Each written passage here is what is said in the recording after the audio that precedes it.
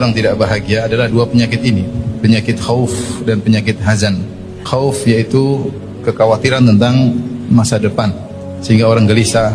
Adapun hazan adalah merenungkan kembali, ya, terngiang-ngiang, terbawa dalam hati selalu hal-hal yang menyedihkan, yang kita tidak sukai, yang telah lewat namun dipikirkan terus. Inilah yang merusak kebahagiaan.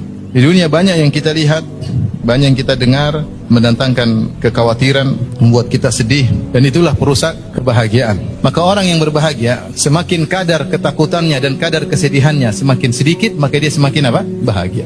Dan ini semua sebenarnya sederhana, yaitu untuk bisa bahagia intinya harus beriman, itu saja. Man amila salihan min dzakarin aw untha wa huwa mu'min falanuhyiyannahu hayatan thayyibah. Allah sudah janjikan, siapa yang beramal soleh dan beriman, laki-laki maupun perempuan, maka kami akan anugerahkan kepada dia kehidupan yang bahagia.